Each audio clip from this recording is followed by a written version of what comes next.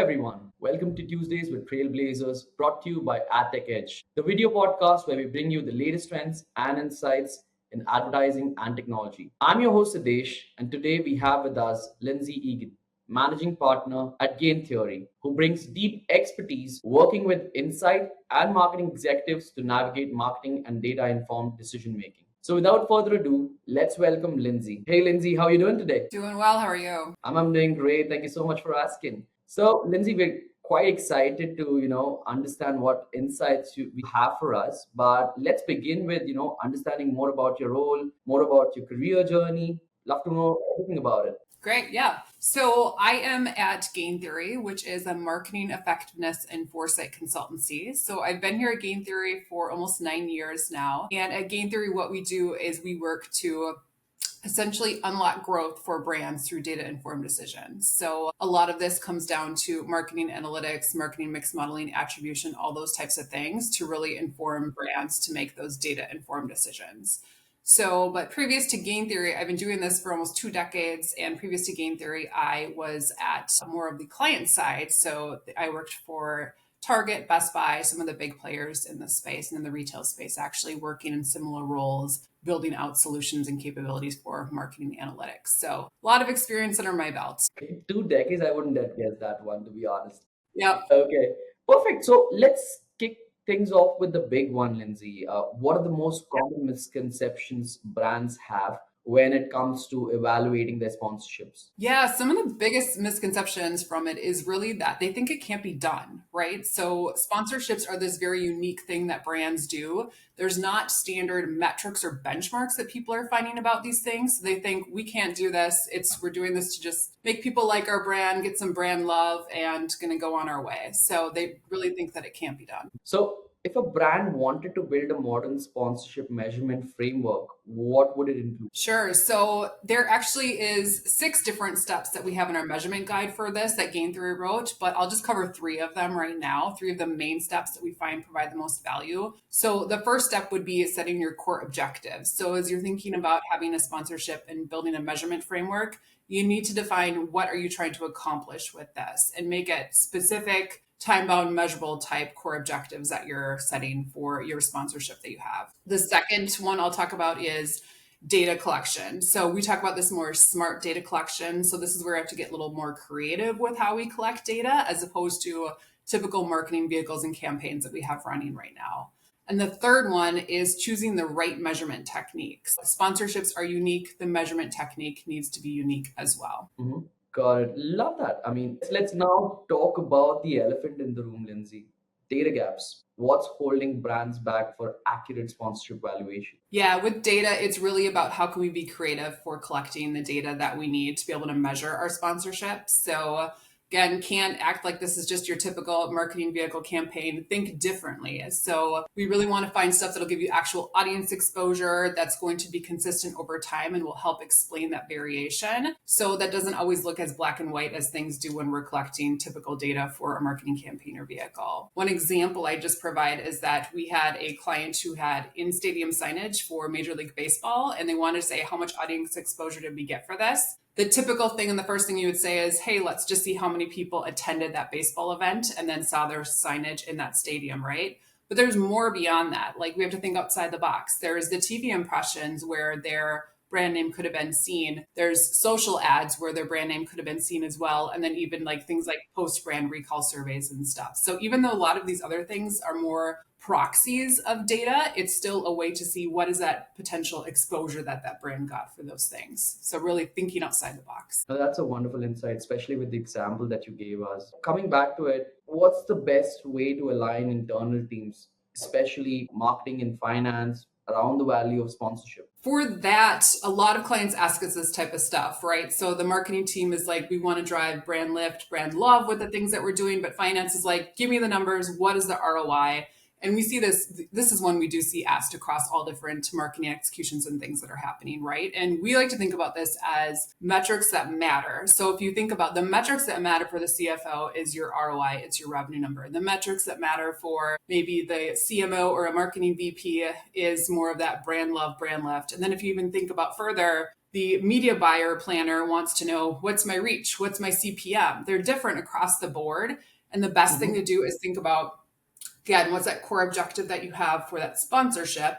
What are you trying to accomplish? And how can you ladder all those metrics to have them inform people across your organization to tell the story of what happened with your sponsorship? Got it. And thanks to you for speaking about ROI. When it comes to proving ROI, where do brands tend to go wrong usually? The main thing that we see with ROI for sponsorship is people think that they have to put it in their marketing mix models. They're like, "Oh, let's put it in our MMMs and then go on with our day and we'll get a good measurement and return on it that way." That doesn't always work very well. So sometimes we have seen it work well for brands where if they have a sponsorship that's running for a longer period of time and they have the right data information, we've ingested in their marketing mix models before and it's really gotten a good return and we've been able to get good measurement on that. But I've also worked with brands in the past where an experiential team had all these different events and things happening and they did not like the MMM results because they always said that they had a low ROI. And I was, well, what data are you using for your MMM? They were using the count of events. So like how many events did they have? They had one on this week, one on this week. That's not going to get you a good read on what your events are actually doing. So you really have to think about things differently for these types of things. Absolutely, totally agree with you on that one.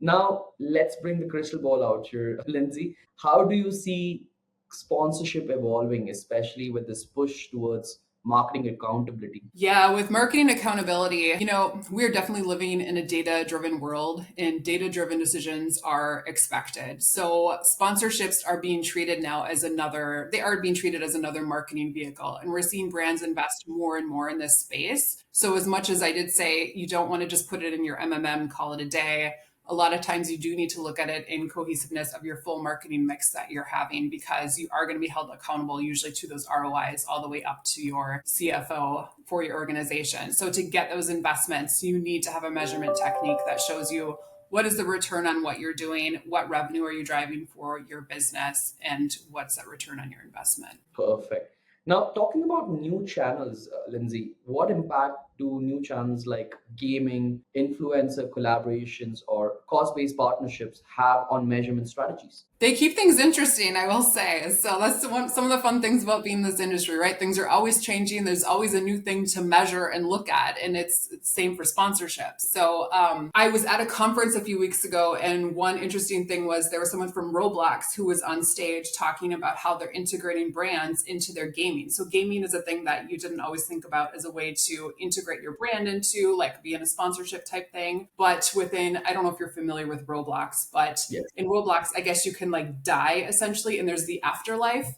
And the movie Beetlejuice integrated their like movie scene type stuff into the afterlife of Roblox. And so I thought that was a really interesting way to integrate and do a sponsorship in that sense, like going into the space where people are spending time. And it's more of a time where stuff is just integrated in what they're doing there. So they can see they're playing the game, they see Beetlejuice, and you get that brand exposure. So it's just like, how do you measure those types of things? But there is a way. If you know your objectives, you can get some data and then find the right measurement technique. Makes perfect sense. I think they're doing similar things with Minecraft as well. Is that correct? I believe so. Yes. Yes. I'm not a huge gamer, but I believe they are. Yes.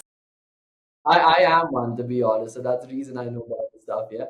But yeah, talking about AdTech, this is a new segment I'm actually interested in as well because this is an ever evolving landscape, to be honest. So again, bringing a crystal ball in, probably let's say, moving ahead in the decade, what is your prediction about where AdTech, advertisement technology is moving? Because, there are rapid changes happening within this segment. So what does Lindsay Egan think about, what exactly can we see in the next, decade or probably a decade or two? Yeah, I mean, the biggest thing right now that everyone's talking about is AI, right? It's everywhere. It's getting integrated more and more into everyday and what we're doing, how we buy advertising, how we measure advertising. So that's going to be a huge component, I think, in 10 years is what is being created through AI and then how are we measuring through AI. So that's going to be a huge part of it. Got it. And talking about advertisement technologies, we spoke about TV impressions, about these huge events like a Super Bowl or huge events like these. So there's always this competition between brands of getting that time within those commercials as well.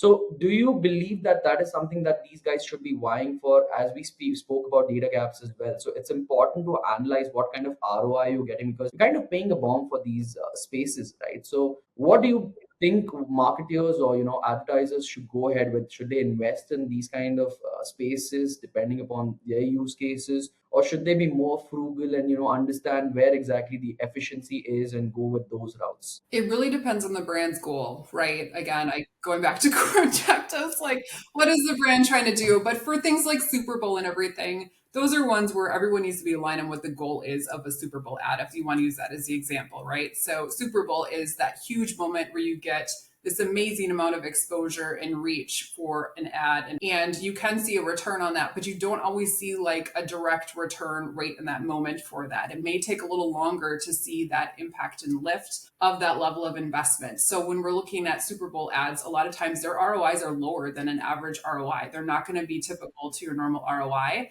and it's just because they're so expensive, but you do usually get that long-term return that we see for those ads. Do you sense there's always a FOMO culture happening around these kind of events where, just because some brand is going ahead with having those commercials, other guys, other competitors want to just follow the suit and just be there because of the fact that their competitors are there? Yes, definitely. A lot of it is just like getting that market share and that share of voice within, the space and trying to make sure that they're there where the other competitors and everybody is. So Would you probably invest in those commercial slots as well if given a what chance? I me personally, it depends on what I'm trying to do. If you have a new brand and you're trying to get something out there and you have a fun message to share, it's a great space to do it, right? You get so much reach and so much exposure in that one moment. But if it's a typical brand or, something that's been out there for a long time, unless you're saying something different, I don't know if it makes sense to spend that much within that space. Thank you so much, Lindsay. Those were some wonderful insights that you've shared.